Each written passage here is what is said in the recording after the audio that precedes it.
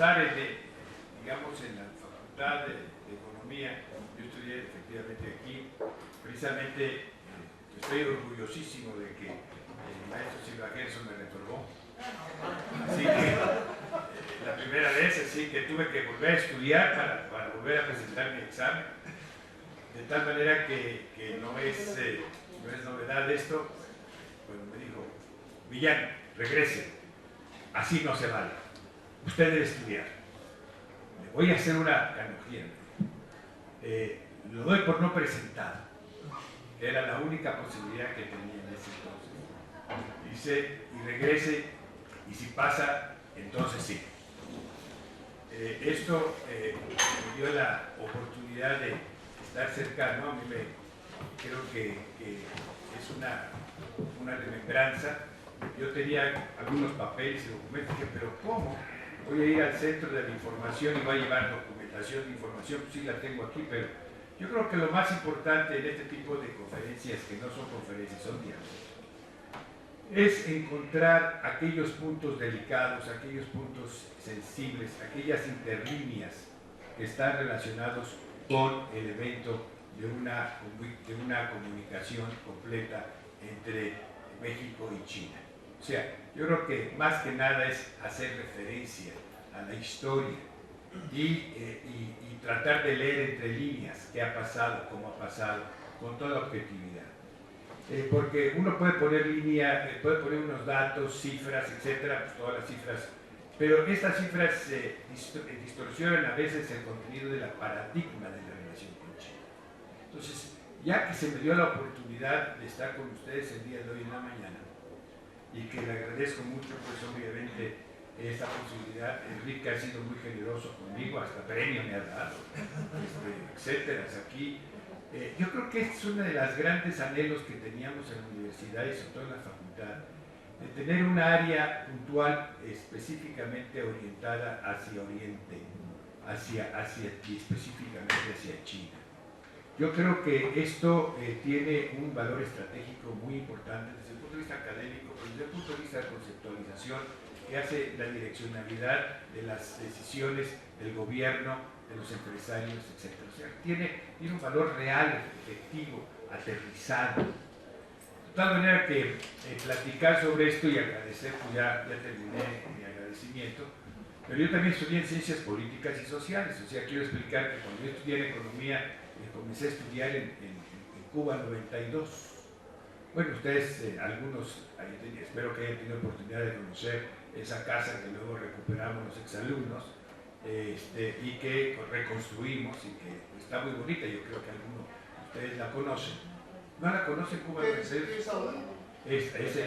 nuestra casa de economía, donde tenemos estudios de inglés y posgrado, y tenemos eventos también ahí, y hacemos algunos eventos de la Asociación de Exalumnos de la Facultad de Economía. Es un lugar hermosísimo, está junto a Santo Domingo.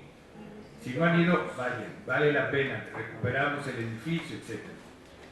Pero a su vez, a mí me ha tocado la suerte, lo que no es más que suerte, y es una distinción fuera realmente de lo que yo hubiera esperado, pero se logró, a ser presidente del patronato de la universidad. O sea, me tocó ser el presidente en tiempo de Juan Ramón de la Fuente.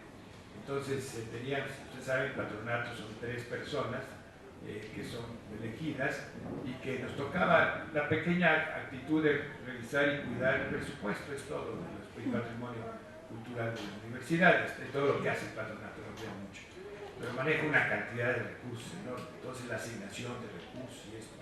Pero toda la Facultad de Economía, para mí, pues yo como presidente estaba entonces Bernardo Quintana, me entregó la presidencia, y luego se la di a Federico Reyes Heroles. Pero en el tiempo de mi presidencia yo buscaba el presupuesto para las facultades. Y claro, yo veía con mucho orgullo ver cómo el presupuesto de mi Facultad de Economía crecía, y cómo los institutos iban incrementados, y cómo los centros de investigación se incrementaban más que en otras facultades. Entonces, esto me dio la idea de que este tipo de eventos son los eventos que crean esta opinión. Yo quisiera señalar que efectivamente tuve inclinación para Oriente. Yo creo que México está muy norteado. Hoy estamos viendo mucho norte también, pero estamos muy norteados y estamos muy poco orientados. Y esto genera una situación de desviación. El domingo pasado, en un suplemento del periódico Reforma, que yo espero que ninguno de ustedes lea, pero si lo lee, pues qué bueno. En realidad hay un suplemento que se llama Enfoque, y en este enfoque salió un tema que es nuestras dependencias, qué tan independientes somos. Y me invitaron a poner unas ideas. Entonces, hago referencia de esto, porque de esto va a estar relacionado posteriormente con mi criterio de la presentación de lo que es la relación con la República Popular China. Y yo estaba pensando, ¿por qué dependemos tanto de Estados Unidos? Entonces me pidieron 1500 caracteres para mi opinión. No, espero que ninguno de ustedes lo haya leído, porque si no hubiera criticado mucho. Pero yo quisiera hacerle referencia. Yo dije en ese articulito que salieron varios, o sea, unos escribieron de un tipo que por qué tenemos dependencia tecnológica, por qué tenemos dependencia alimentaria, bla, bla, bla, bla. O sea, pero yo lo que decía al principio era de que no hicimos nuestra tarea histórica como país. Y los americanos crearon una potencia en el siglo XIX, donde crearon toda una infraestructura, ferrocarriles, energía, bancos, y eso los llevó a ser una gran potencia. O sea, sustituyendo a la gran potencia que había sido China. China ya fue la gran potencia del mundo, en términos reales. Entonces, Estados Unidos nace como una potencia en el siglo XIX y nosotros estamos completamente divididos. Perdimos hasta una parte de nuestro territorio. El expansionismo americano quedó de una manera tal de que luego la Primera y Segunda Guerra se construyen como la hegemonía política del mundo, combinado con sus ideologías. Y no había contrapartidas. De la contrapartida fue precisamente la guerra, después de la guerra, toda la parte relacionada con el comunismo, el socialismo, y luego un socialismo muy especial desarrollado en China.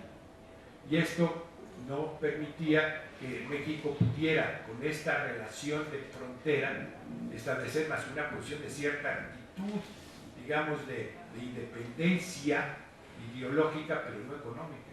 Entonces, la economía americana es una aspiradora. Todo lo que producimos lo chupa. Y es una realidad. Yo tengo empresas. Yo quiero vender en China. Yo puedo trabajar en China. Vender en China me cuesta como un 32-42% más que venderlo en Estados Unidos. En Estados Unidos yo tengo el producto, ya lo negocié con China, etc. Y los americanos se lo chupan. Es una aspiradora. El costo de transporte, el costo. Entonces, esa situación siempre ha sido una gran dependencia. Entonces, México, pues, no hicimos nuestra tarea de crear un mecanismo de diversificación. Entonces, la dependencia americana en términos de comercio, en términos de inversión, en términos de turismo y en términos tecnológicos es altísima. Todo esto viene porque nosotros hemos querido ser independientes económicamente, aunque muchas veces hemos tenido la idea de que ser independientes ideológicamente, pero no nos ha dado este pueblo. Entonces, entender la relación con China es entender la relación también con Estados Unidos. Si no, no se entiende. La relación de China atraviesa a través de Estados Unidos. Si no se entiende ese punto, es punto menos que imposible saber cómo relacionarse con China. Y antes de entrar al tipo histórico, la parte práctica es muy sencilla.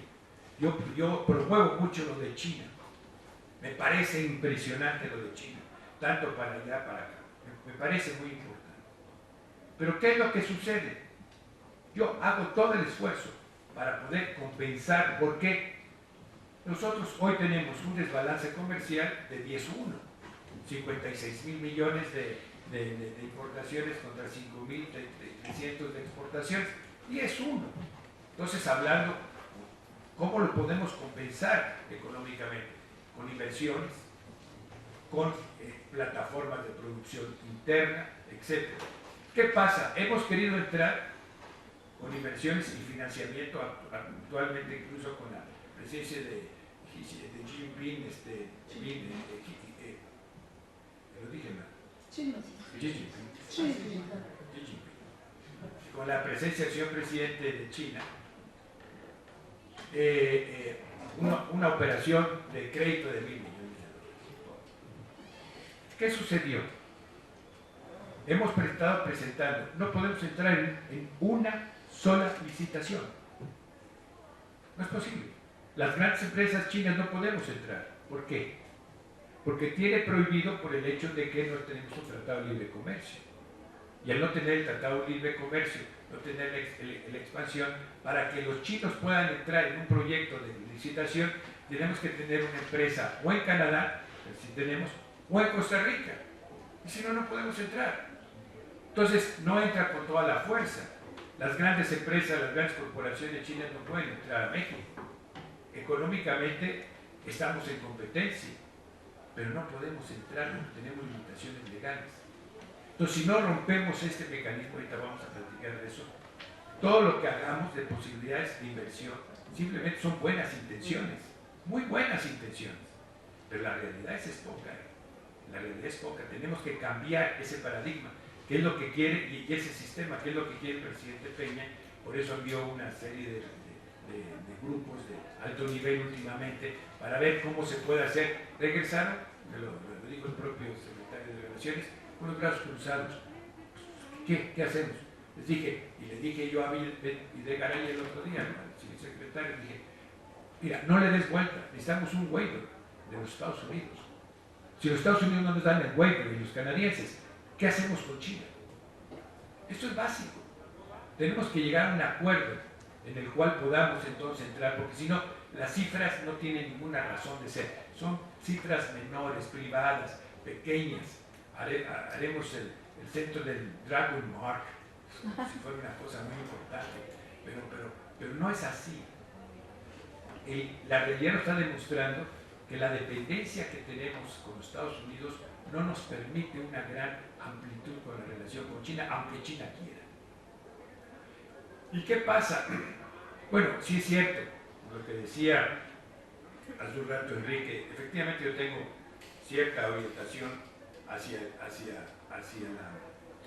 Pacífico y especialmente hacia la parte relacionada con Oriente.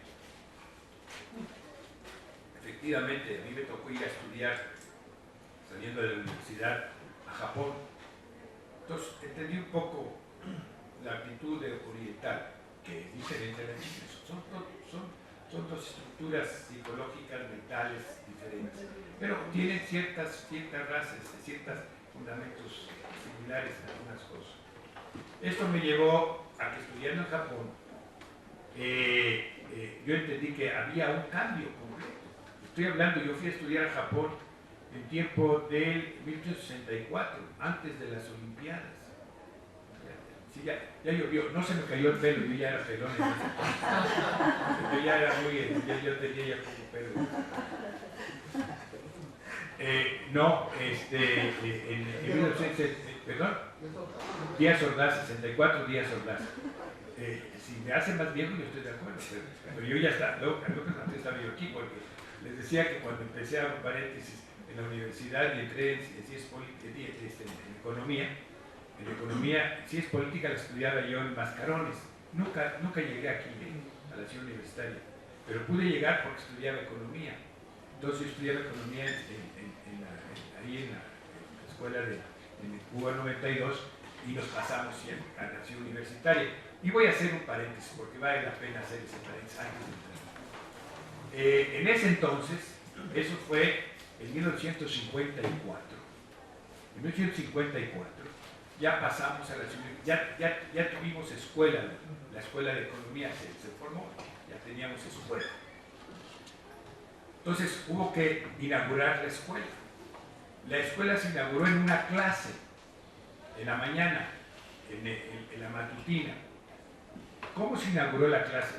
A mí me tocó, yo era jefe de, bueno, me gustaba hacer política, pero nunca me metí a la política, nada más quiero decir eso. pero entonces yo era el jefe del grupo. Entonces me tocó organizar el primer día de clases, aquí en la escuela, entonces era la escuela de economía. Entonces, el primero que dio clases fue el maestro Mario Ramón Beteta. Él nos dio ese día una clase abajo, primera clase, una clase a las 7:30 de la mañana. Mario Ramón Beteta era teoría económica. Nos da teoría económica y tuvimos tres maestros de testigos: Jesús Ibajeso, Ricardo Torres Gaitán y Zamora Millán. Eran los tres maestros. Esa es una anécdota, a mí me tocó, pero la anécdota está adicionada. Junto a mí estaba sentada una persona que sí nos acompañaba, le decíamos el viejo. Y ese viejo era Luis Echeverría. Era nuestro compañero, él quería estudiar economía. Y él venía a la escuela, Luis Echeverría. Él vino a esta facultad, él estudiaba economía. Como a los 4 meses, lo nombraron oficial mayor de educación, ya había salido, entonces ya se fue, ya nunca más regresó y no aprendió mucho economía, de todas maneras. Pero yo le decía luego después, ¿por qué no aprendió economía, maestro? No, ahora sí háblame. Entonces le dije, no, maestro, usted sigue siendo el presidente.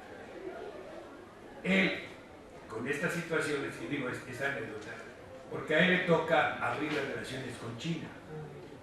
Entonces, cuando él es presidente, lo primero que piensa es que una manera de salirse de la hegemonía americana era inmediatamente reaccionar con China. La primera reacción política, ¿después de quién? De Estados Unidos. Estados Unidos abre las relaciones políticas con China, y después de que se abren las relaciones políticas con China, el primer país es México. Entonces Luis Echeverría va a la reunión en ese momento. ¿Qué sucede después? Sale Echeverría, nada más hizo una apertura política, porque los empresarios no contábamos, o sea, estábamos así entre que sí, que no, y que éramos amigos y no, etc. Yo recuerdo que Mauro Jiménez Lascano era el vocero, y era el vocero del presidente Echeverría, muy amigo mío, somos amigos, pero desde entonces. Entonces me decía, oye Julio, es que tú como empresario declaras muy fuerte contra el gobierno. Le digo, no, es que si no hay contraposición, pues entonces nosotros que creemos de que el sector privado tiene que ser actor en la política, no en la economía. Entonces déjenos ser actores en la economía.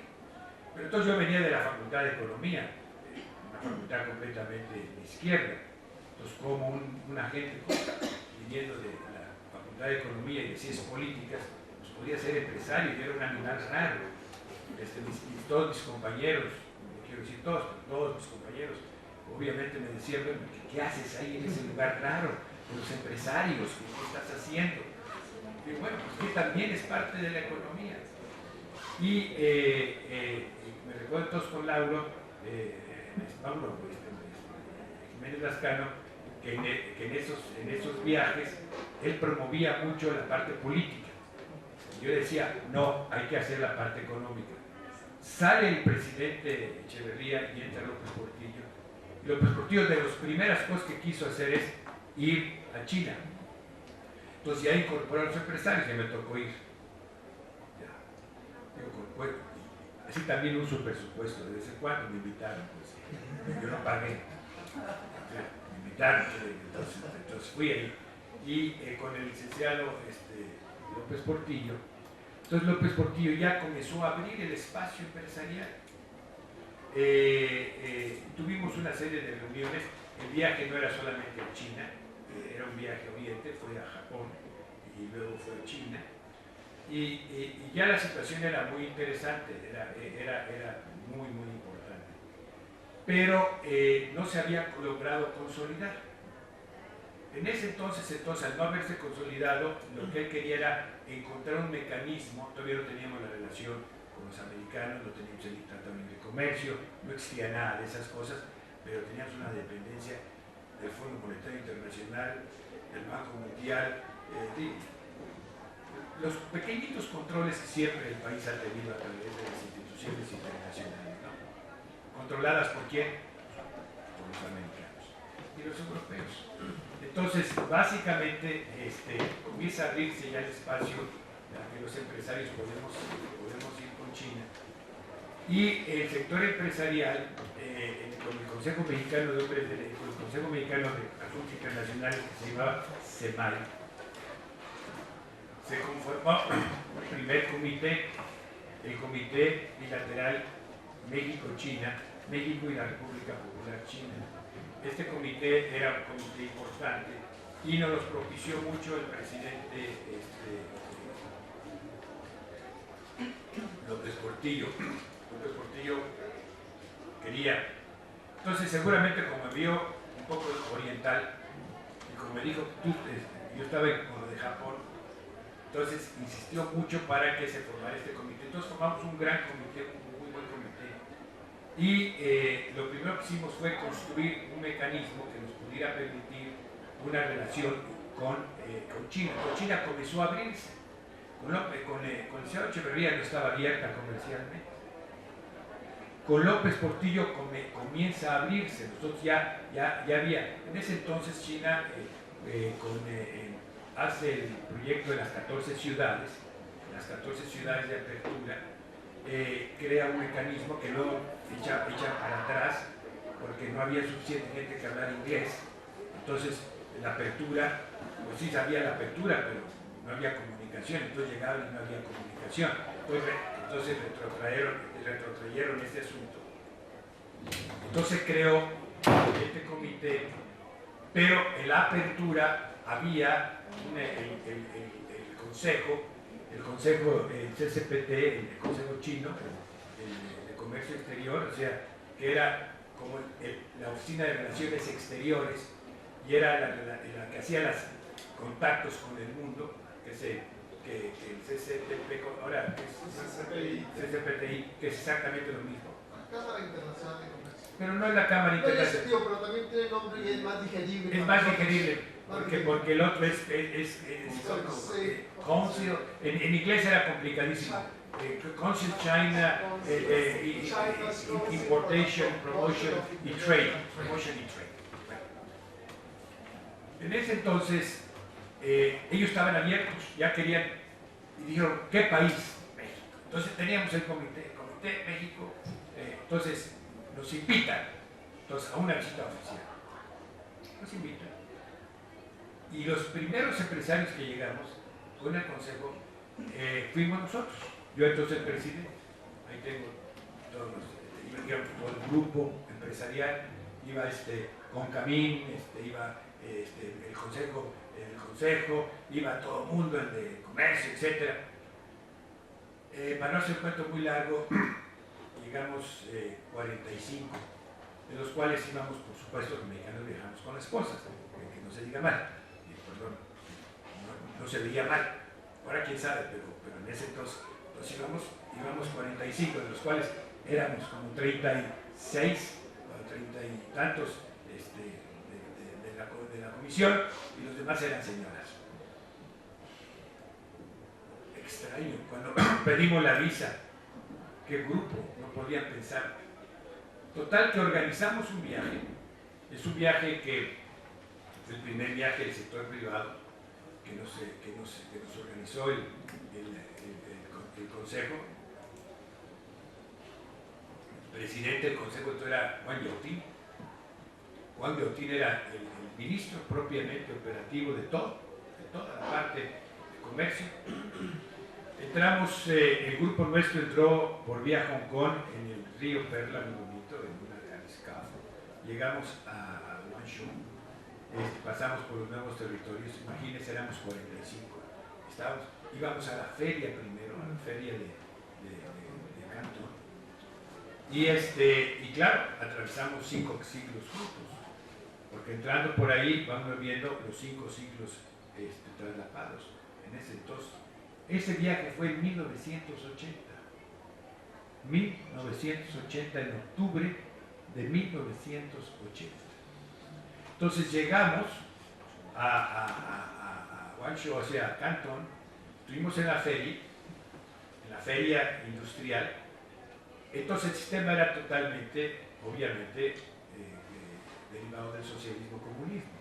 Pues todo estaba rígido, todo era controlado, no podíamos salir de un lado a otro, teníamos que estar en el grupo, teníamos que ver las cosas de una manera. Y yo ese día, en ese viaje, recuerdo, en una de mis fábricas de empaque, vi una máquina que ya se desarrollaba empaques.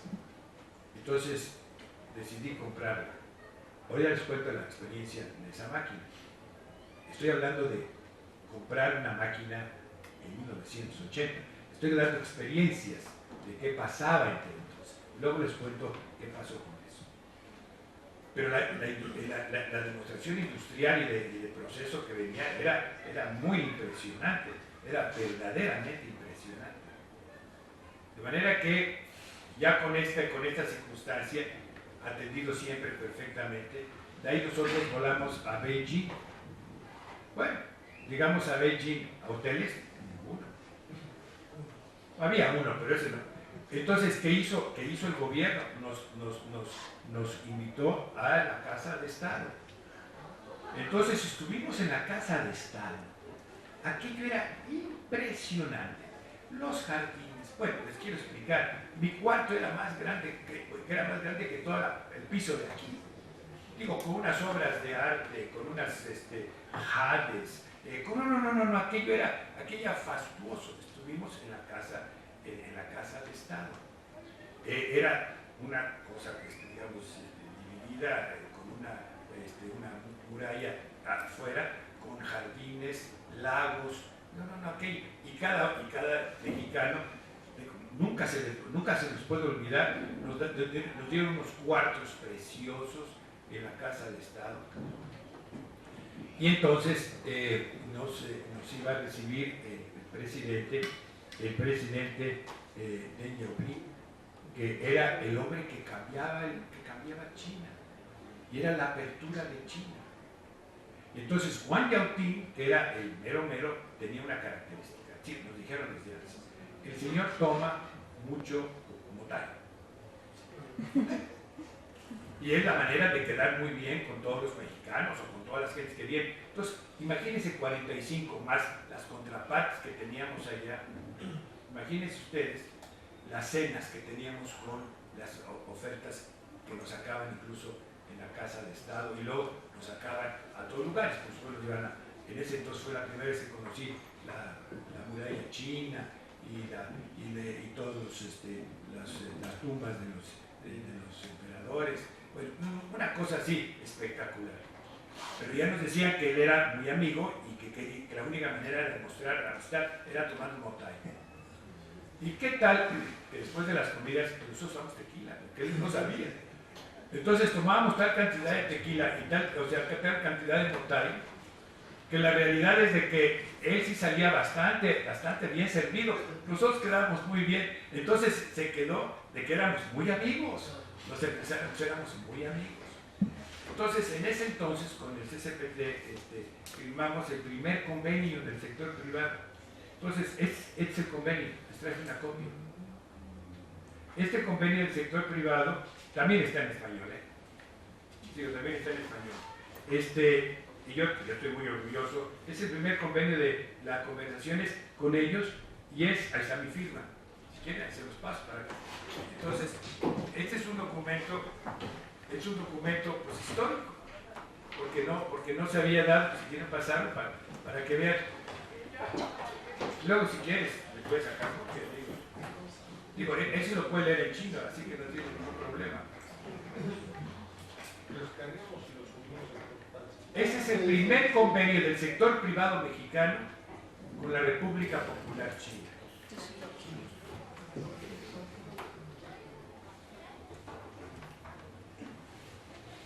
De manera que de ahí se inicia el intercambio de información, el intercambio de datos, el hacer reuniones anuales, unas allá, otras aquí, Entonces comenzamos una relación empresarial sumamente importante. Pero esta relación empresarial que se vino y que se desarrolló, luego se concretó con una visita precisamente del presidente Miguel de la Madrid. Con Miguel de la Madrid ya estábamos más estructurados. Entonces ya había una situación. Y la realidad es de que nosotros entonces, nuestro negocio era muy corto. Vendíamos cera, comprábamos cera, vendíamos algunos minerales menores, o sea, la relación era muy corta. Un absurdo, una república como es la República Popular China. Pero la República Popular China venía cambiando después de la apertura. Esto lo hacemos en el 80. Y yo regreso, o sea, a mí me ha tocado ir unas 9 veces a China, no muchas, así que pero nada más. Pero la siguiente vez me tocó ir por invitación del presidente Deng Xiaoping. Entonces, ¿por qué la impresión que tuve con Deng Xiaoping? Porque para mí, y lo comento aquí, yo creo que fueron los 47 minutos más importantes de los que yo he tenido en mi vida. Más importantes. Porque me dio la lección de la vida. Yo nunca había tenido una lección con un alto funcionario así en mi vida. Entonces, voy como presidente, íbamos también con Héctor Hernández, por cierto, que era el secretario de Economía. Vamos en este grupo, éramos 6, que precisamente con el propio presidente, el que creó la apertura. Y claro, bueno, estoy hablando, esta primera reunión después de la apertura que tuvimos fue en 1983. Todos nos dijeron que podíamos preguntar cualquier cosa. Yo te he aventado, pues estaba yo mucho más joven en ese entonces, de la primera vez de los 80, ya tenía 3 años más, pero seguía estando joven y ahora ya estoy muy viejo y ya no es lo mismo. Ya no me atrevería a hacerlo, pero en ese entonces, sí. Entonces, estando con él, nos dice él, nos equivocamos en la apertura de 14 ciudades, porque no hablaban inglés, porque no estábamos preparados y hemos tenido que rehacer las políticas, porque las políticas nuestras son para cumplirse. La primera política quinquenal que tenía en 1980 era producir 400 millones de toneladas de cereales. Era un objetivo. Cuando nosotros llegamos en 1983, él dijo, tenían esos 400, sabíamos eso. Ya lo logramos. Ya logramos nuestro objetivo. Cuando yo estuve la primera vez en 1980, que fuimos a las comunas y eso, la gran emoción que yo recibí como mexicano, cuando estuve en 1980, ir a las comunas, a los centros, nos llevaron, porque México había ayudado a alimentar a China. Había ayudado a alimentar a China. ¿Cómo? Nos llevaron a los centros de cultivo de maíz. Nosotros les dimos las semillas mejoradas del maíz. Y eso hizo que la producción de cereal, de maíz especialmente de China, se incrementara sustancialmente. Por hectárea producían 16 toneladas. Llegaron a producir 19 toneladas con las semillas y estaban agradecidísimos, pero agradecidísimos que México había contribuido a la alimentación a través de semillas mejoradas de maíz. Les digo esto que era en 80, y entonces cuando llega, a mí me tocó estar en 83 con Deng Xiaoping, dice, nos gusta cumplir nuestros objetivos. Teníamos 400 millones y hoy tenemos, 400 millones y hoy lo logramos. Y nuestro objetivo no es seguir la línea industrializada al principio de la banda de los 4, porque estaba todavía el concepto de la banda de los 4, que quería la línea industrializar, desarrollar la parte militar, la potencia, y Deng Xiaoping dijo, necesitamos primero una base que le dé alimento a China, porque si China no se alimenta, es el centro de la discordia del mundo y nos van a invadir.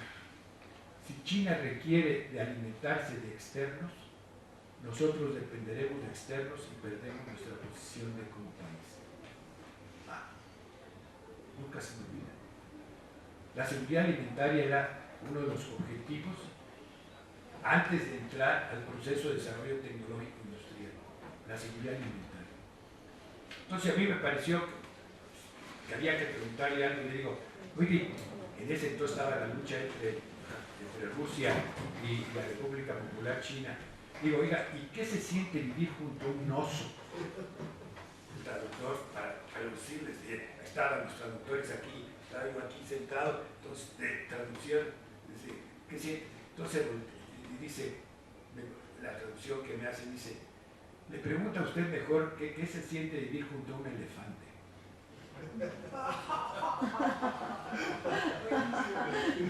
No, son lecciones de la vida.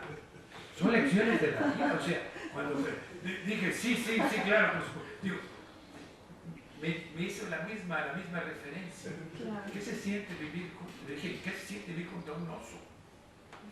¿Qué se siente vivir contra un elefante? Sí, lo mismo. Y luego había otra pregunta que dije que no sé si ustedes conocen la fotografía de Deng Xiaoping. Es un hombre bajo, chico, vigoroso así, porque a él no tuvimos oportunidad, yo tuve oportunidad de platicar con él, yo hablé con Li Pao, como viceministro, al principio, cuando estuvimos en 80, pero no tuve oportunidad de hablar, pudimos hablar con él después.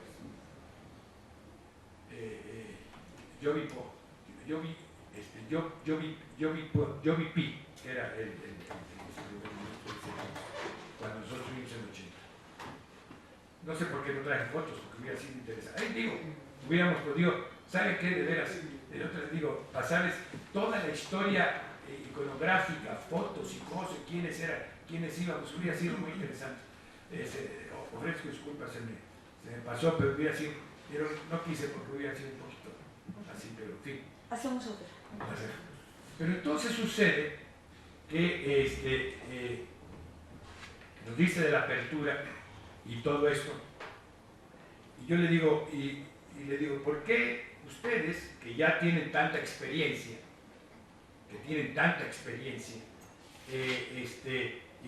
por qué están ustedes yendo a un proceso de modernización? ¿Cómo están usando su experiencia? Pero lo que sucedió, luego lo entendí, luego me lo explicaron otra gente, de que el traductor le tradujo a él, que yo le preguntaba por qué los viejos están haciendo la modernización. Eso nunca lo supe. O sea, yo lo supe después que la traducción había sido diferente. Yo lo que estaba preguntando era eso. Pero la respuesta de él fue la que me quedó totalmente grabada. Él entendió, a él le tradujeron eso, o yo entendí. Y entonces me dice, porque si los viejos no construyen los puentes, los jóvenes no transitan, no pueden pasar sobre la corriente que los lleva. Chino. Yo le estaba preguntando si iban a tomar la experiencia de todos. Digo, qué bruto yo, pero de todas maneras estaba yo preguntando la experiencia, etcétera, de lo que pensaba y por qué estaba viendo de esa manera la situación.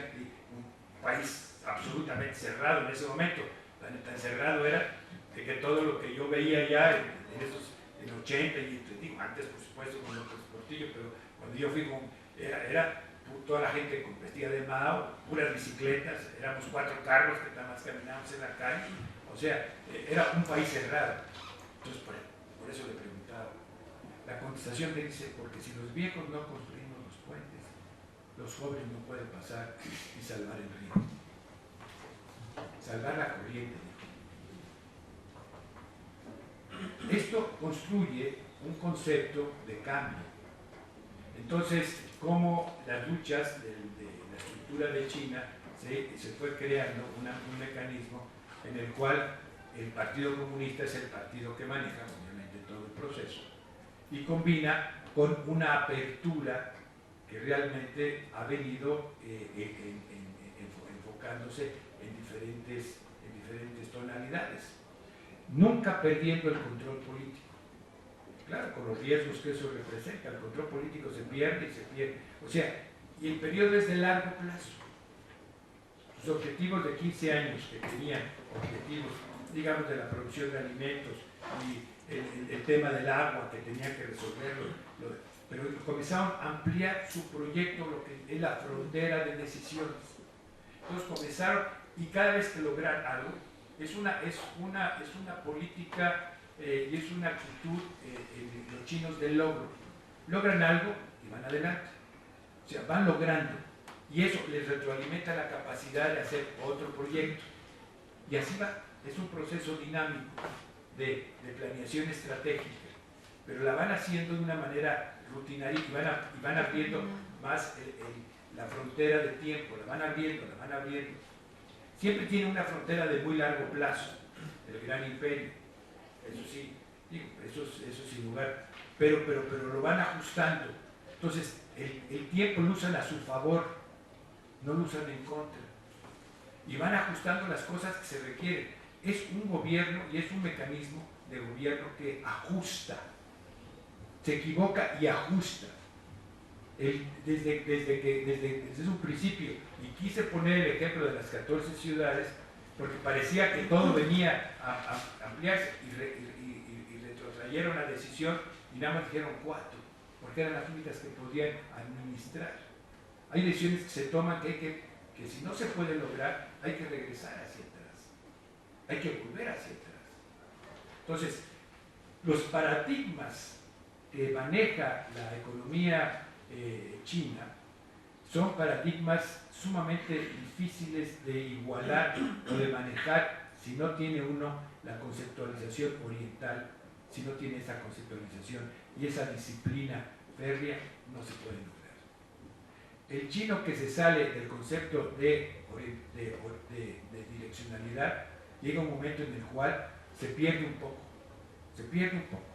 Dice, bueno, ¿dónde estoy? Siempre tiene que tener esa línea conductual. Si tiene esa línea conductual, no importa lo que haga. Puede actuar en actividades de cualquier tipo, pero tiene que tener una línea conductual. Esa es la clave. Y eso nosotros no lo entendemos bien. ¿Por qué? Porque somos un país muy joven en muchos casos. No hemos tenido una compactación social, hemos tenido dispersión social. México ha vivido siempre en dispersión social desde la independencia, la propia estructura de la primera constitución, las tradiciones que vivimos, la revolución, hemos vivido dispersiones sociales. Entonces, los mecanismos de controlar es sumamente complicado, es diferente a la conceptualización china.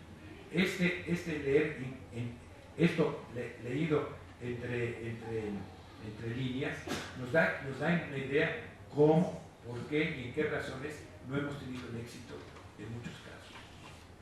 Y por ejemplo, en muchos casos ha pasado, y con esto termino esta primera parte, ha pasado de que no los hemos entendido. Es un país que tiene la gran característica, y ustedes lo saben bien, así que no vengo a oficiar una misa en casa de obispos, no quiero. Yo soy monaguillo todavía. Pero la verdad es de que no entendemos bien estas mentalidades y estas formas que debemos de manejar la relación. La relación con China, con la República Popular China, nada tiene que ver con Japón. Japón tiene otra dimensión, otra estructura, otro mecanismo, otro antecedente, otra participación en la guerra, otras cosas. Es otra cosa. Entonces, eso de hablar de Oriente y todos iguales no es cierto. Y la hegemonía china hoy, exactamente con la explotación que tiene de personas que viven y controlan China, los de origen chino controlan Singapur, de origen chino se controla buena parte de Malasia, de buena China se controla buena parte obviamente toda la operación de uso comercial de Filipinas es la que menos tiene, pero toda la demás, Vietnam, que hay un buen número de chinos. O sea, China tiene una hegemonía y hay que saberlo manejar. ¿Qué sucedió con México? que no entendimos bien, lo hicimos vis a vis, como eran socios occidentales. Con China no se pueden hacer negociaciones tipo occidental, equivocado. Tiene su propia cultura de hacer negocios. Y si no se entiende esa cultura, no hay manera de sacar. Claro, algunas cosas no nos gustan a nosotros, no nos gustan, pero otras cosas son importantes, que sí tienen fuerza. Hay cosas que no son buenas, hay cosas que sí son buenas. Entonces, ¿cuál es la situación? Con China no hemos tenido una relación fácil. Con el Liceo Echeverría inició fácil, comenzó a caminar. Luego con López Portillo seguía caminando. Pero comenzamos a cambiar, cuando comenzamos con el neoliberalismo, y comenzamos a cambiar, nosotros comenzamos a hacer tweets. Cuando llegamos al acuerdo con los Estados Unidos, ahí se paralizaron las cosas. Ahí ya no siguió el proceso con China. Lo que queríamos no seguía, no podía seguir así. Había que cambiar todo el mecanismo de paradigmas. Y no lo hicimos. Entonces sí que no los entendemos. Un ejemplo, hace 4 años, Xi Jinping, o sea, el actual presidente, Xi Jinping, era el vicepresidente, era el presidente del partido y era el que iba ya designado a ser presidente. Intentamos las reglas. El señor llegó, traía un proyecto de $40,000 millones de inversión, sumado con diferentes empresas, corporaciones. Las corporaciones grandes en China todas son de gobierno, y trabajan con un mecanismo dual, mixto, todas son de gobierno. Las grandes corporaciones todas funcionan así. Entonces, ¿qué sucedió? Que él venía y había que darle el nivel de como jefe de Estado. México no se lo dio. Mandó una subsecretaria a recibirlo en el avión que llegaba. ¿Qué sucedió? Llegó 1 hora tarde. 1 hora tarde. No se le dio el protocolo. Había una reunión con empresarios en Los Pinos. Nos cambiaron fuera de Los Pinos. No, que se haga en un hotel. Aquí va a ser el presidente, oye, presidente de la República Popular China. Esas cosas en política no se aceptan y se pagan. Entonces nosotros tuvimos que, y eso fue un poco el distanciamiento que vino en la situación. No podíamos sentarnos a negociar. Por eso el presidente Peña, al enterarse de todo ese mecanismo, se ha hecho una amistad personal, porque hay una buena relación con ellos. La esposa del presidente chino es una mujer lindísima, es una general del ejército, pero aparte canta precioso y ha sido guía de televisión y se coincidió mucho con la gaviota, también nosotros tenemos una de televisión. Entonces, las dos señoras se entendieron muy bien, hubo mucho rapport entre ellos, hubo una gran simpatía y nunca hemos tenido en la historia de México una relación con un país oriental. 3 veces reuniones con el propio presidente. Y ahorita viene la próxima, que es la próxima dentro de 2 o 3 semanas, que es la reunión de APEC, en donde va a estar el presidente nuevamente con él en la reunión de Bali, ahora en Indonesia. Entonces, nada más darnos cuenta de esto, nos damos una idea de que las cosas estaban cambiando, están tomando una nueva dimensión, pero la plataforma de operación todavía no está nada. Todavía no está nada. Tenemos que construir la estructura operacional. Podemos hablar de muchas cosas, pero si seguimos así, no tenemos futuro, sino vamos a tener una distorsión muy alta. China podemos encontrar varios mecanismos, encontrar proyectos de inversión en clusters para industrias, eso podemos hacerlo.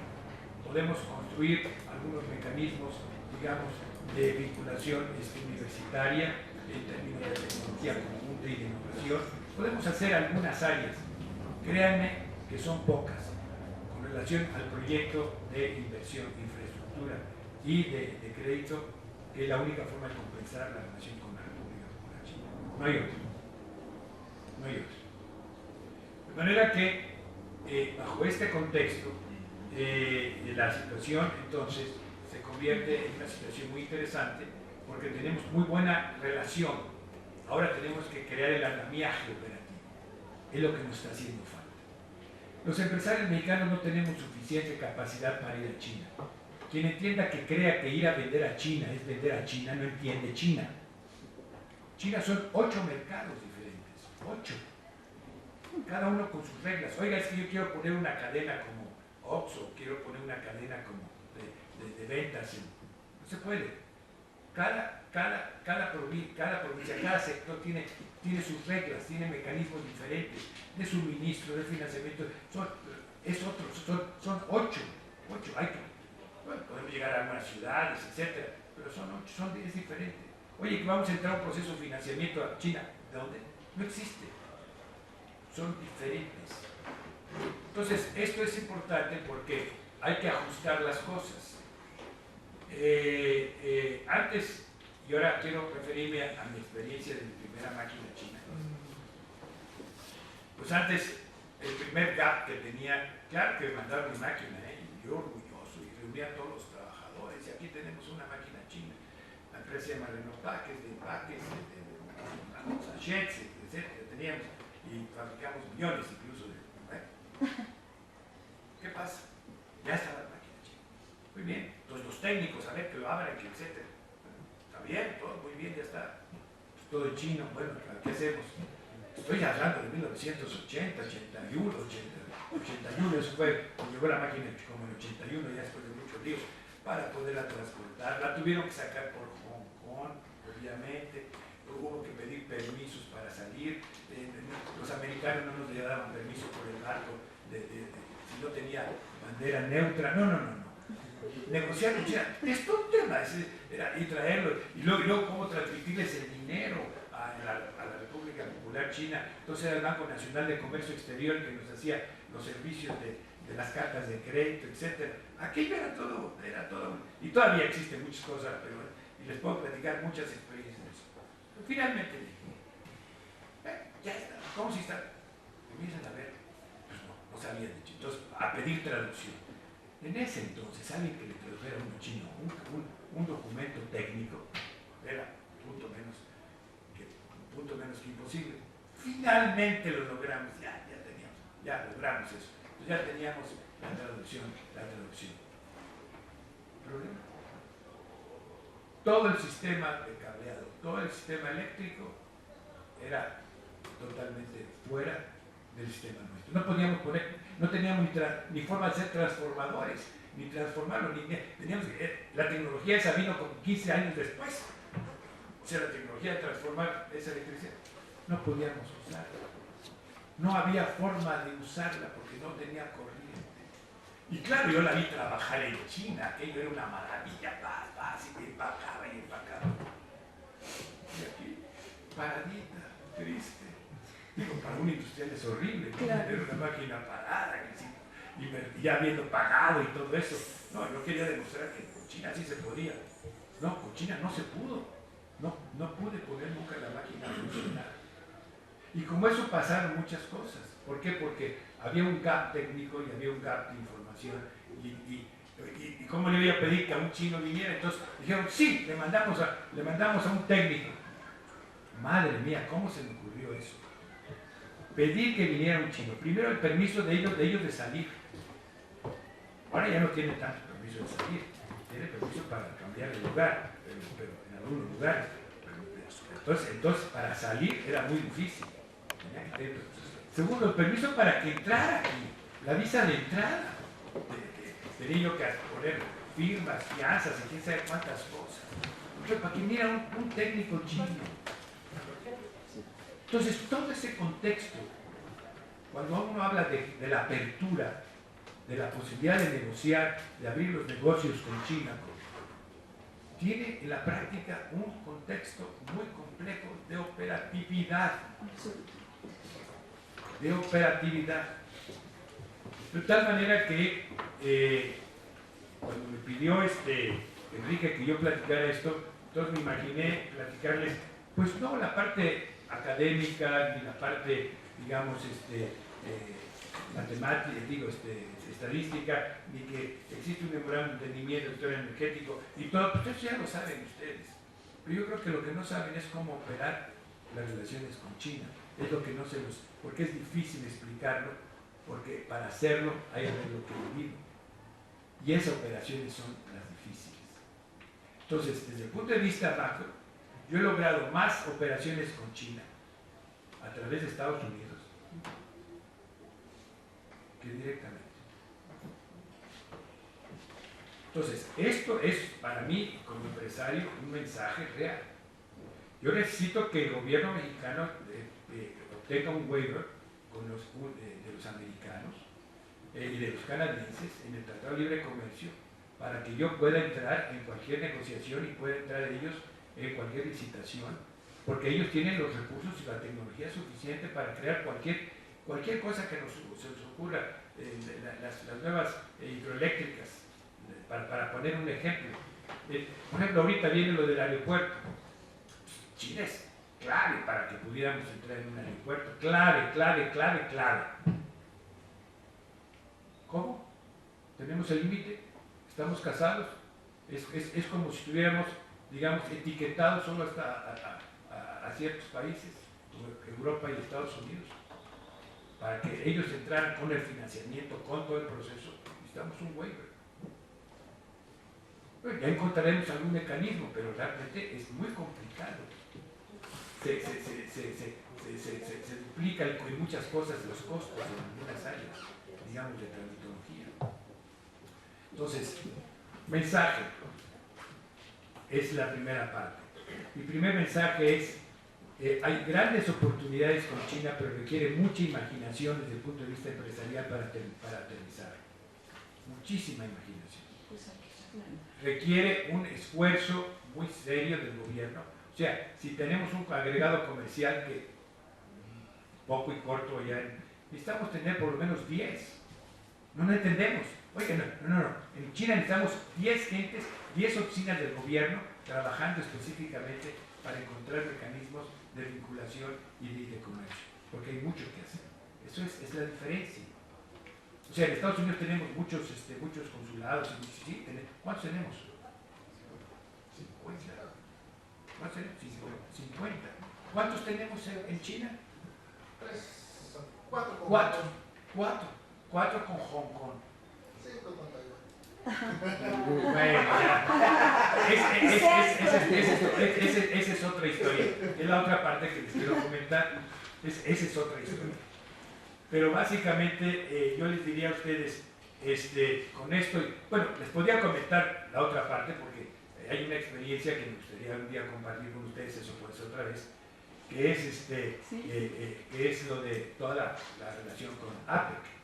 A mí me tocó formar APEC, me tocó ser miembro de ABAC. ¿Saben qué es ABAC, verdad? Y si no saben, se los voy a decir. Para que ABAC es APEC, Business Advisory Council.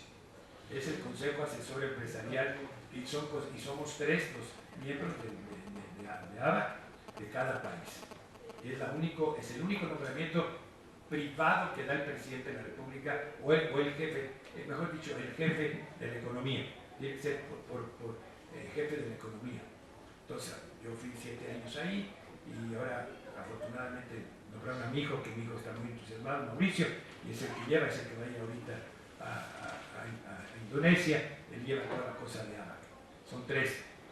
Hoy ya no estoy yo, ya terminé. Pero les podría yo contar un poco de lo de ABAC. Toda una experiencia, porque eso es un cambio, cómo se maneja la producción de China y de Estados Unidos y Japón. Pero volviendo al tema, tenemos 5 consulados. No tenemos representación en China. Necesitamos un cambio cualitativo, mental aquí, que podamos nosotros desarrollarlo diferente. Y eso es una cosa fundamental. Entonces, yo creo que estamos frente a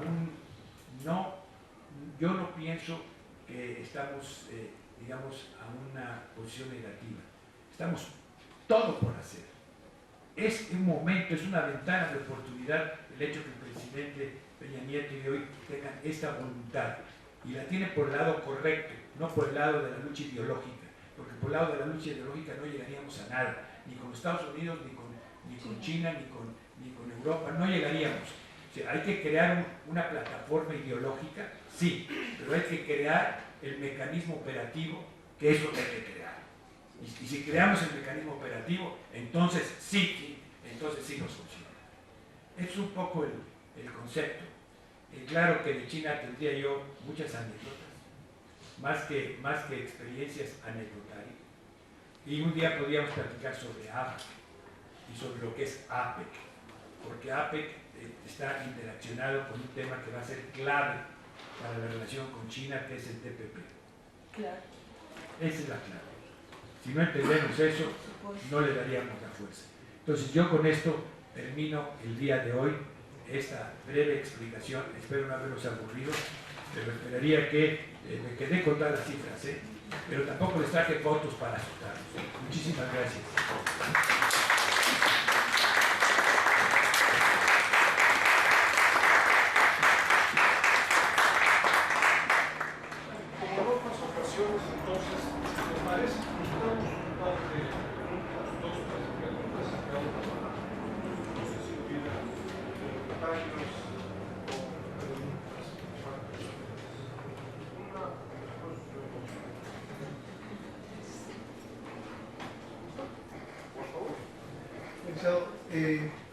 Pues me dio mucho gusto saber estas prehistorias. Habíamos estado juntos en algunas ocasiones, pero conocí muchísimo más, sobre todo los antecedentes. Soy José Lin, fui consejero comercial y económico en China, y también más o menos soy de su época más o menos. Llegué a China en el 76, yo llegué de niño. Llegué en el 76 prácticamente a enterrar a Mao como becario de Echeverría. Y he vivido 15 años en etapas largas, ¿no? Nada más quisiera comentarle que esa recepción que les dieron en la Casa de Estado, cuando había solamente un hotel en China, el Hotel Pekín, fue una enorme actitud de deferencia de parte de China hacia ustedes como mercaderes, no como funcionarios. En China estaban bien diferenciadas las clases, ¿no? Los oficiales, los intelectuales, los mercaderes. Equivaldría al haber sido recibidos en la Casa Blanca, como era recibida la esposa de Chiang Kai-shek cuando iba a Estados Unidos a recibir, a colectar los retornativos y demás, ¿no? Entonces fue una enorme diferencia de parte del gobierno chino desde entonces a la importancia que empezaban a tener el empresariado chino, la industria privada, ¿no? El sector privado. Por otro lado, todas estas anécdotas que aparentemente son intrascendentes, pero son la clave para una exitosa relación bilateral. Y creo que ahorita hace falta un poquito de esos enfoques, ¿no? Hay mucha buena intención de parte de los dos gobiernos, pero creo que todavía la parte mexicana no ha terminado de aterrizar, ¿no? Entonces hay consejos como los de ustedes son muy valiosos para la nueva generación de la gente que está ahorita con las tareas. Gracias. Una pregunta mía. ¿Y yo? Sí. Julio, muchas gracias por construir este puente. Estás retomando lo que comentabas. Una pregunta, y en términos constructivos, ¿no? Y sería muy interesante tu reflexión. ¿Por qué hoy en día hay otros sectores, yo diría también el sector público, economía, Bancomex, también la academia, pero con lo que tú planteas de esta larga experiencia y trayectoria del sector empresarial, ¿por qué hoy los organismos empresariales con respecto a China son tan débiles? Yo te diría, y puede ser que no coincidas, está bien, pero yo te diría, sabiendo lo que tú nos estás indicando, y acá nosotros hemos tenido a muchas personas del sector empresarial reconociendo labores, etcétera, pero si uno ve lo que hace el COMSE, si uno ve lo que hace la CONCAMIN, si uno ve lo que hace la Cámara México-China, Empresarios Chinos de México, pareciera que hay una enorme brecha entre lo que tú nos indicas desde los 80, China, segundo socio comercial de México desde el 2003, y una institucionalidad empresarial muy débil, débil en la propuesta, en el financiamiento, en el análisis. En términos de tejido estos puentes, ¿a qué se debe esta debilidad y bueno, cómo se puede subsanar? ¿No? Hay otra pregunta y entonces si quieres respondes. Iba un poco por el mismo sentido. Yo creo que la relación, como usted lo ha mencionado muy bien, gracias. Soy la licenciada Sandra Tobar Curí. Estuve trabajando mucho tiempo con los empresarios en la Canacintra, 11 años. Fui gerente de política económica, soy economista, soy arqueóloga también. Y he trabajado temas de política de drogas y algunas cuestiones sobre TPP. Yo tengo una pregunta que hacerte. En este momento que tú bien dices, justamente hay una gran oportunidad para la relación directa con China.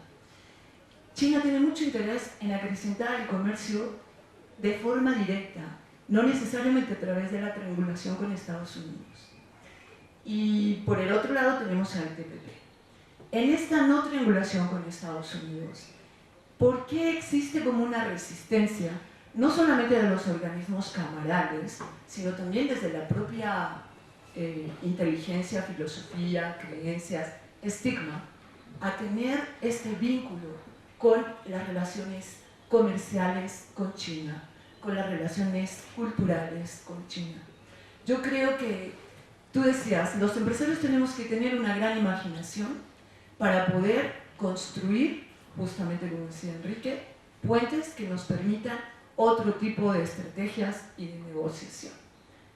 ¿Cuál es, en tu opinión y en tu experiencia con todo este trabajo que se está realizando desde la perspectiva de los empresarios?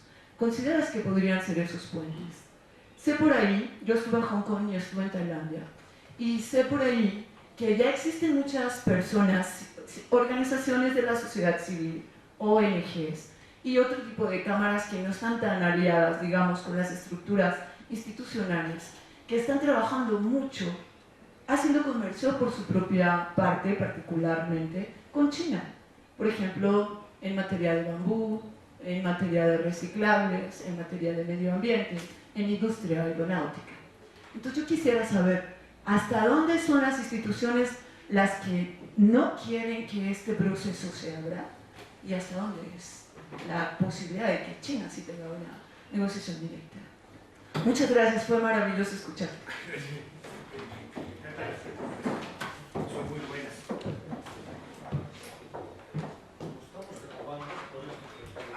Dame chance nada más para ir con el baño. Un segundo, por favor.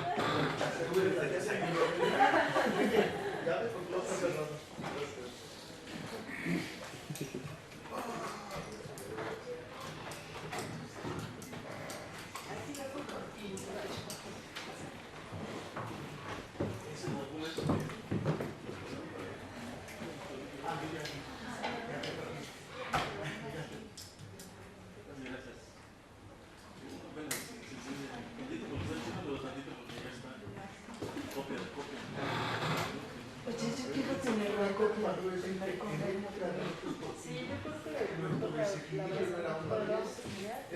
Pues yo prefiero, porque en cuanto a los canales, ya ves, yo me pierdo a veces buscando las páginas y entre la información de la red de América Latina, China y el Caribe y otras cosas que yo manejo, a veces me tardo horas en buscar embajadas. Le voy a preguntar si no se le puedo sacar más. Ellos son de aquí, no, de Sechimex. Tuvimos justo en una antes de en cuanto a la copia está. No dijo que se reciba obsequio. Llegué a la última despedida. Sí, cuando estaba ahí al lado del restaurante. Gracias por la interrupción, pero tenía una junta de consejo de esas veces que las juntas de consejo de financiera, cuando les ponen un tanto nervios, se nos echaron a perder más de 10 sucursales ahorita por lo del problema ahí en Veracruz. Entonces, entonces eran café, entonces disculpen, pero ya me alivié. Entonces, quería yo comentarles, las preguntas son muy importantes porque si los vemos en su justa dimensión, en la realidad había mucho entusiasmo por parte del sector privado en ese entonces, hay que ver las épocas, para establecer esta relación con unas expectativas muy altas de negocios con China y de una manera que pudieran operar equilibradamente. Esto, la estructura empresarial tenía fuerza y era un interlocutor válido. Entonces éramos una estructura que era incluso de tipo oficialista. No éramos oficiales, pero era oficialista, porque las cámaras no eran voluntarias, eran obligatorias. Y las cámaras a su vez, la Cintra, por supuesto, que era parte de la CONCAMIC y toda la parte de las relaciones que teníamos, construía una manera, digamos, de voluntarismo político, pero también había cierto compromiso de operar con el gobierno. Esas eran las cámaras. Entonces teníamos una estructura y de esa manera había interlocutores válidos. El gobierno decidió fracturar el sector privado, que es lo que no entendían muchas gentes. Antes era una estructura del sector privado y lo comenzó a fracturar. Entonces hoy existen todo tipo de cámaras, todo tipo de instituciones, todo tipo de asociaciones. Si ustedes ven, digamos, de un solo sector, puedo poner el ejemplo, acereros, está una cámara, una asociación, un instituto, está totalmente fracturado. Entonces el sector privado, por principio, en nuestro país está fracturado. No existe una estructura, digamos, que lo consolide. Han querido hacerlo, eso no existe ya, no existe y no va a existir más. Entonces la fortaleza que nosotros teníamos para dirigir, coordinar, establecer, es totalmente diferente. Yo recuerdo en el 70, fíjense en 70, que estoy hablando de 72, cuando ya digo estas cosas, en 1972, yo como representante empresarial, estaba yo chamacón, porque también entonces el presidente Echeverría, en ese entonces, en el sector privado, y el sector de los trabajadores, se formó un instituto que ustedes conocen, que es el Infonavit. Entonces nombraron a Chucho Silva como representante del gobierno. Entonces el sector privado dijeron, pues un economista para que le haga ahí nivel de equilibrio, ¿no? Entonces me nombraron a mí como director sectorial empresarial del Infonavit en ese entonces. Y en ese entonces estaba Sánchez Madariaga de los trabajadores, era tripartito. En ese entonces el sector privado estaba totalmente unido. Había una asociación mexicana de banqueros, pero de verdad eran mexicanos. Había una estructura industrial realmente, de toda la parte, todo era totalmente mexicano. La industria automotriz, la única que tenía cierta inversión de fuera, pero con inversionistas mexicanos, con Azcárraga, por ejemplo. Pero estaba toda la parte acerera, que estaba con los Prieto, y estaba toda la parte de Silsa. Era mexicano todo eso. Digo, tienen que entender esa situación. Entonces, y era un sector privado, entonces nosotros manejamos el sector privado en ese entonces, y entonces comenzamos a crear las estructuras del sector privado en todo el país, con capacidad de respuesta. Pues de ahí donde yo luego me tocó en 1980 ir a China bajo este esquema. Pero en este proceso, pues era la lucha, tan la lucha era que el propio licenciado Echeverría nos presionaba mucho, y entonces tuvimos que formar el Consejo Coordinador Empresarial. El diseño del consejo me tocó a mí, entonces me tocó que había que formar el consejo, porque había que enfrentarse al gobierno, porque la Concamín era una cosa, la Concanaco era otra cosa, los banqueros eran otra cosa, los aseguradores, y Coparmex, que estaba ahí, que era el patronal, que luego se convirtió parte del PAN y luego se convirtió en una estructura política del propio sistema del PAN. Y en ese entonces estaba Maquio, que era el presidente El PAN. del PAN, digo, no, presidente de la Coparmex. Entonces a mí, con Alfonso Pandal, que estaba entonces con Camil Maquillo y Orbañanos, se hizo el proyecto de oponerse al incremento de salarios, que proponía el presidente Echeverría. Pero éramos muy sólidos. Entonces el gobierno dijo, con estos no. Entonces comenzaron, y cuando viene la apertura, comienzan a fracturar el sector privado. Entonces el sector privado no tiene la misma potencia. Entonces comenzó a debilitar, y comenzó a crearse una situación de tráfico de influencias. Si tú estabas en un sector privado, tenías alguna influencia en alguna posición, pero ya no era institucional. Y los comités bilaterales, que eran poderosísimos, yo fui presidente también de Japón, de China, éramos poderosísimos, podíamos operar, se fueron disminuyendo, se fueron diluyendo por la dispersión que hubo. Entonces, para negociar algo tienes que hablar con los cafetaleros aquí, con los ganaderos allá, con los industriales de la manufactura acá, con los digamos, textileros aquí, con los de los zapatos allá. No se puede. Entonces, no está estructurado. Entonces, la respuesta ya no es la misma. Lo mismo que teníamos antes ya no se puede dar. Esa es una parte que tenemos que entender. Sí, pero hay otra parte que también en un grupo de gentes talentosas e inteligentes como ustedes que están estudiando algo fundamental, que son entre líneas, que tienen que tomar como un factorial importante. La industria, el comercio y la actividad empresarial no está ya bajo esta misma línea. O sea, yo para negociar cualquier cosa, yo tengo que ver mi socio en Estados Unidos, en Italia, en Canadá, en Centroamérica. O sea, las empresas se han internacionalizado. Yo tengo socios de muchas nacionalidades. Y cuando yo quiero hacer algo con China, a ver, ¿por qué?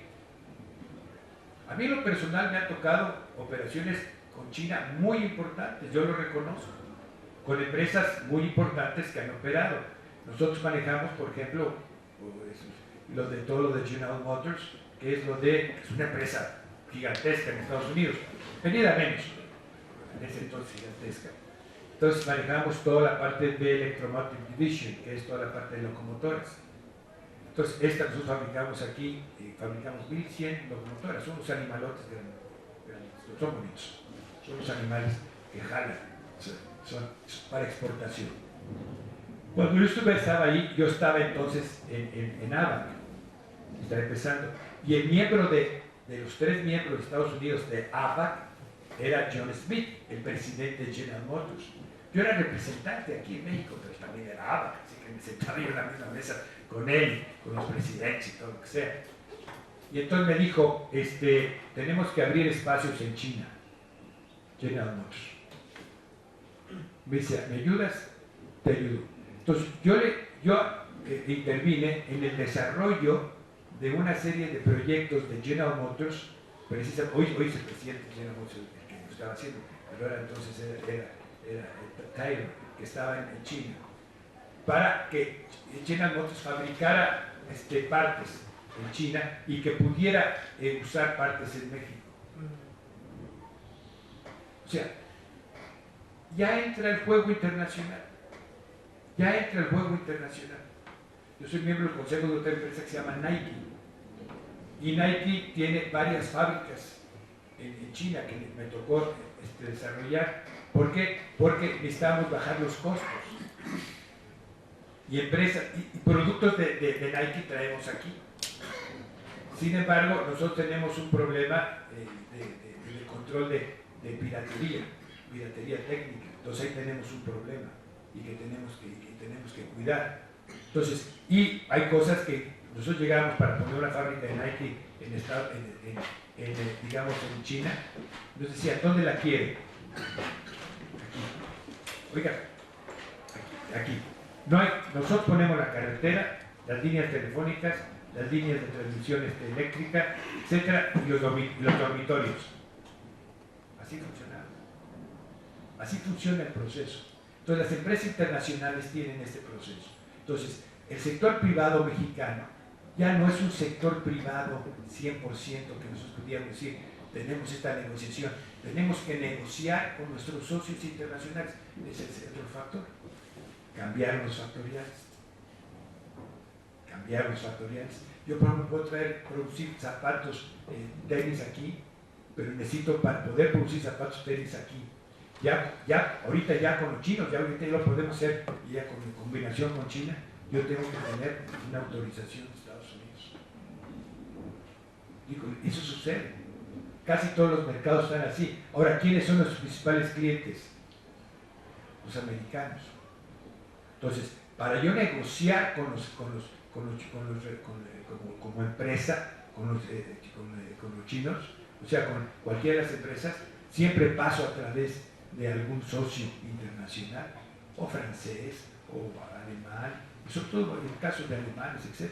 Entonces, hay que entender eso en el juego comercial, porque no es como dicen, no es muy simple, ¿eh? O sea, tiene muchos trucos todo esto, y muchas veces uno lo ve lineal, y sí, ¿por qué no tenemos? ¿Y qué hacemos? No, veamos la realidad. Por eso es tan importante. El sector privado no tiene estructura hoy para atender un proyecto de largo plazo sólido con China. La respuesta. Perdón que me alargué mucho para dar mi última frase. Mira, son casi las 12.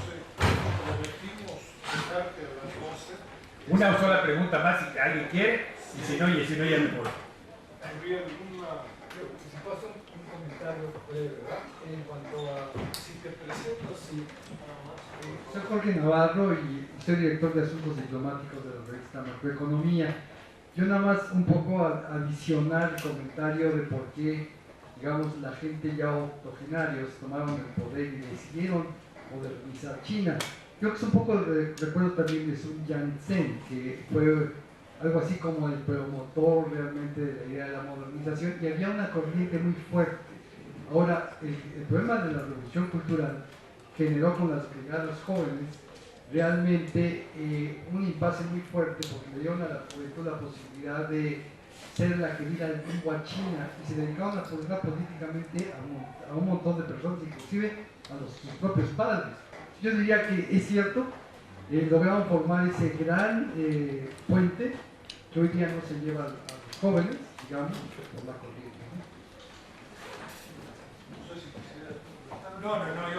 Yo lo quiero reiterar que este es un tema inacabable, que va a ser un tema o sea, que le da vueltas, hay muchas facetas, es un poliedro muy grande, o sea que hay que irlo tocando por diferentes para capturarlo. Este no es un elefante ni es un oso, ¿no? Es un dragón, entonces tiene mucha cola. Entonces hay que cuidarlo, y sigue. Entonces yo diría que lo mejor que nos puede pasar es, primero, por lo menos agradecer y dar las gracias en chino. Xie xie.